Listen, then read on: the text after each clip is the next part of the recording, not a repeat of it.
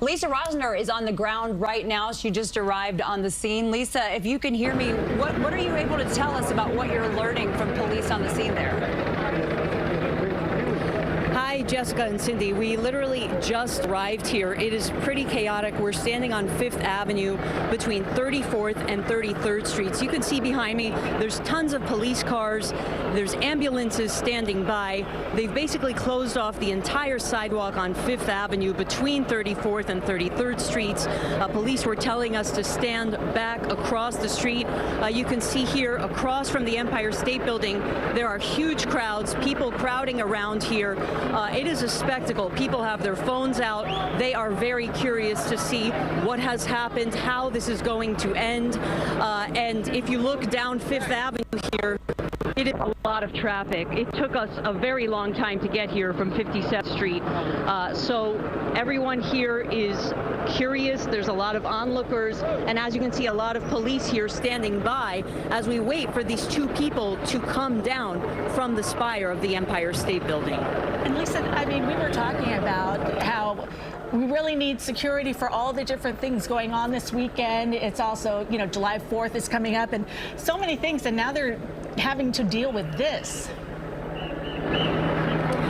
Yeah, the timing is pretty unique here because, like you said, we have the parade of ships, we have July 4th, but I have to say the amount of police here is very impressive.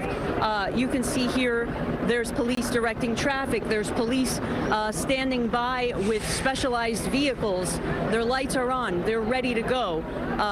This is something that I don't think we have seen in many years. We do know that in 2023, Jared Leto, he had permission to scale the Empire State Building, but something like this, people just doing it without any permission, this is something we have not seen. So of course, it's creating a lot of hysteria here in Midtown, and we're waiting for comment. We've reached out to the Empire State Building for comment.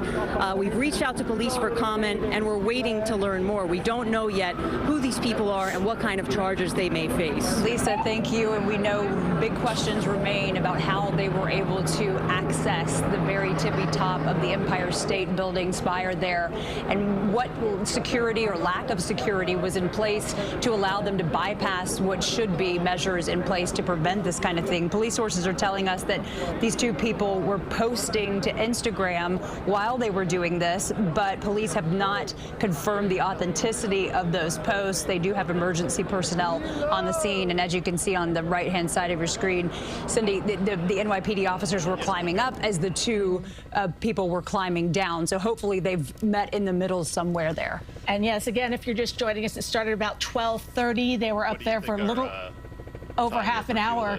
And Jim Smith, Jim, can you hear me? You're in the helicopter. I mean, first of all, you're up in the air every single day, so closer to where they are. I mean, what is your reaction to seeing this?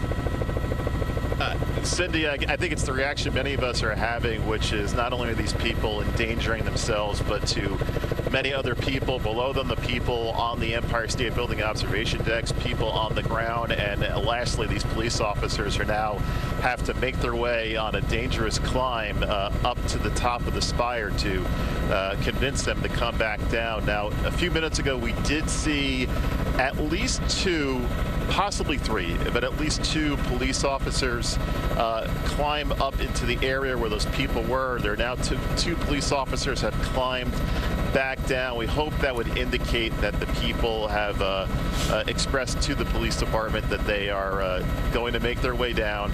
It's difficult to see because they're inside of the that structure, the supports for the antenna, exactly where they are. But as we go down towards this lower platform, there are two police officers there just above that platform wearing those protective helmets. We'd have to imagine it would take them time to climb down, especially lacking any kind of safety equipment, harnesses, ropes. They've been up on that spire for about 36 minutes in the heat. That metal is going to be hot.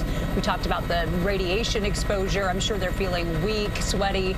So I'm hoping that that's what the situation is. It's just taking them time to climb back down. But right now, all we can see on the screen there, Jim, is what looks like a couple of police officers waiting at the bottom there. Is that what you're seeing?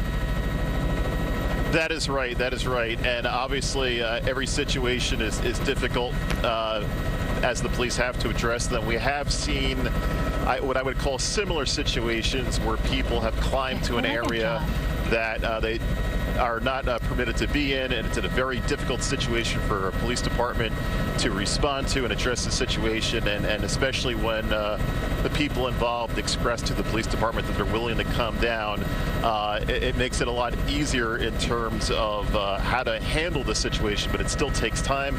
It's still a very dangerous situation, regardless of how easy it may have been for them to climb up. Climbing down can be very difficult. All right, Jim, thank you for your insight. We are just going to talk on the phone with John Cleary, former chief broadcast engineer for WCBS. And John, I mean, I can't believe we're talking about this right now. What is your reaction to seeing this? Well, these guys are a little crazy. Climbing up and down that tower, especially in this heat, it's very strenuous. It's easy to make mistakes. Doesn't look like they're wearing any harnesses. There's the potential for, there's a lot of RF. There's a lot of electrical energy up on that tower. There's potential for danger up there. It's something that we were trained to do. We go to classes for this. These guys are just going up to, do their demonstration, but it's not like you're climbing rocks. This is a live transmission tower. There's a lot of danger up there. Well, John, it's Jessica. It's so nice to hear your voice. I do want you to explain a little bit more about that, because you, as a former broadcast engineer, we know this tower transmits radio and TV signals. What kind of training do you have to go through, and how dangerous is it inside this antenna tower that we're seeing right now? To explain that to our viewers. Well, most of the time that the guys climb the tower, it's at night where they shut off the transmitters. There's a lot of FM transmitters up there right now. Most of the time, the guys, if they do